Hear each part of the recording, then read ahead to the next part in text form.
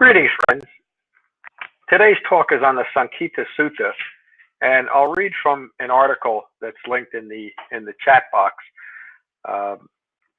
Let me just read it. The Sankhitta Sutta is a teaching given to a monk who was eager to develop the Buddha's teaching while in seclusion. Notice that the Buddha did not advise the monk that what he was asking was not possible, or that he should incorporate practices that are common today, but likely a distraction to developing cessation of confusion, delusion, and an unsatisfactory life experience. Having been a monk in the Buddhist Sangha, he has heard the Buddhist teachings many times on developing the Eightfold Path as the framework of his Dhamma practice. Now this monk is drawn to seclusion to further deepen his understanding. A monk went to the Buddha one day, having bowed to the Buddha as a sign of respect. He sat near the Buddha. "Great teacher, it would be to my benefit if you could teach me your Dhamma in brief, that I may then dwell in seclusion, mindful, joyful, and steadfast." The Buddha replies, "Monk, it is just in this way that some worthless men make this request, and having heard my Dhamma, do not go into seclusion. They continue to follow along with me without developing the Dhamma for themselves." Even with the Buddha as their direct teacher, there were some that would hope to follow release by following along rather than develop the Dhamma directly. There's another sutta that I'll speak about next week called the Anyasota Sutta that is linked at the bottom of this article on the website as well. What the Buddha is talking to or referring to is that the Buddha's Dhamma, what he teaches, must be developed directly, and simply joining a group that is focused in a general way on the principles of Buddhism will not bring the individual development and individual understanding that he teaches. And it was a common practice in those days to follow a teacher but not actually develop what that teacher was teaching. The monk asks again, "May the Tathagata teach me his Dhamma in brief. It will be that I will develop understanding, unbinding, and peace." So the Buddha understands the monk's eagerness and focused intention to develop the Dhamma. So he replies, "Then, monk, through shamatha vipassana meditation, develop concentration to be focused inward and well composed. No hurtful qualities of mind, once arisen, will remain to consume your mind. Establish metta towards yourself and others. When you have established metta as a quality of your mind, rooted in concentration, develop metta until it is fully supported by equanimity." So that last refers to developing that profound concentration within the framework of the Eightfold Path, so that your goodwill, what you're holding in mind towards yourself and others, is undisturbed. It rests in the mind of equanimity of an awakened human being. The Buddha continues, "Establish compassion towards yourself and others. When you have established compassion as a quality of your mind, rooted in concentration, develop compassion until it is fully supported by equanimity." That's an interesting line there.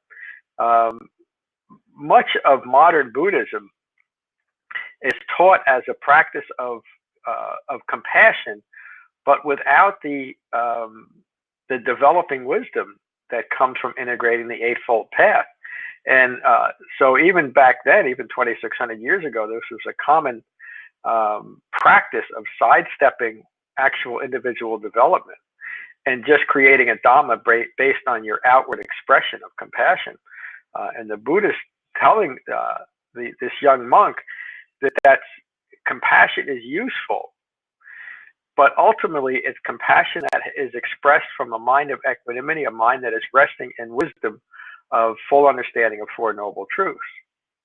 The Buddha continues, "When concentration is thus supported, then remain focused on your breath in your body, ardent, alert, mindful, putting aside craving and clinging to the people, objects, and events of the world." So of course the Buddha there is speaking directly to the four foundations of mindfulness, which are used primarily in our meditation practice to create a dispassionate awareness of the ever-changing nature of feelings and thoughts, and to not have a reactive mind to feelings and thoughts arising, to maintain that equanimity. And that's the essence of concentration.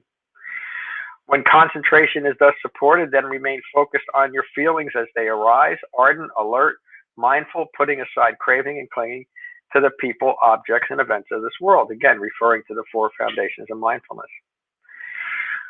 When concentration is thus supported, then remain focused on your thoughts as they arise, ardent, alert, mindful, putting aside craving and clinging to the people, objects, and events of this world.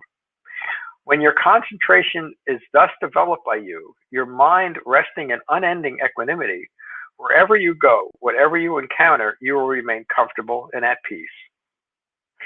So again, the Buddha is referring to the 4 foundations of mindfulness as the word implies, as the true foundation for a meditation practice. And ultimately, that 4th foundation of mindfulness is to be mindful of the quality of your mind.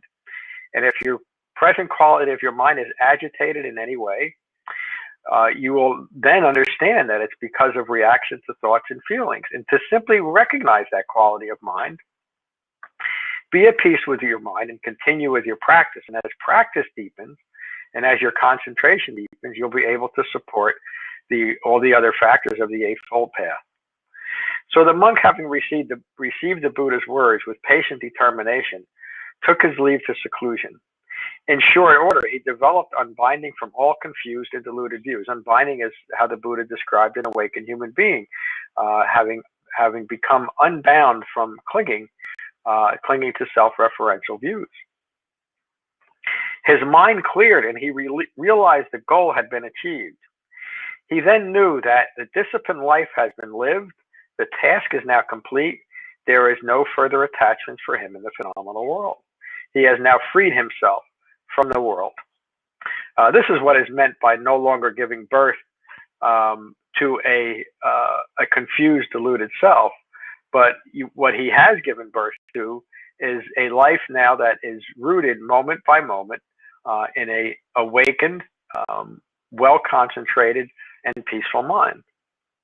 The Buddha teaches this monk that while in seclusion, he should continue to develop concentration and develop further the 4 foundations of mindfulness. As the monk's Dhamma practice develops, the Buddha instructs him to cultivate the 4 sublime qualities of mind, of the Brahma Viharas: love, compassion, unselfish joy, and equanimity. These are mind states free of discrimination. In this manner, they are also referred to as boundless states, as they are not limited by any partiality. There's quite a few articles on my website on the Brahma Viharas also. These qualities of mind are effortlessly maintained in all situations.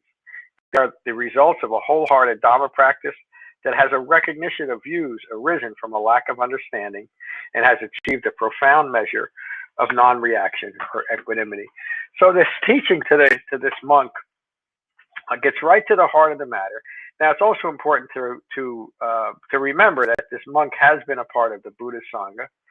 He has heard the teachings on the complete path to awakening, meaning the Eightfold Path, and he is also admonished to avoid what was so common during the Buddhist time and is very common today, of joining and following groups that may have some qualities of the Buddhist teachings, but do not fully develop the Eightfold Path, and to simply not join along with those. In other words, not associate with well-intended but not well-focused Dhamma practitioners, and to keep your focus, whether in seclusion or whether within a group, on the actual teaching. That's a Dhamma practice. That's a well-focused and well-formed Dhamma practice.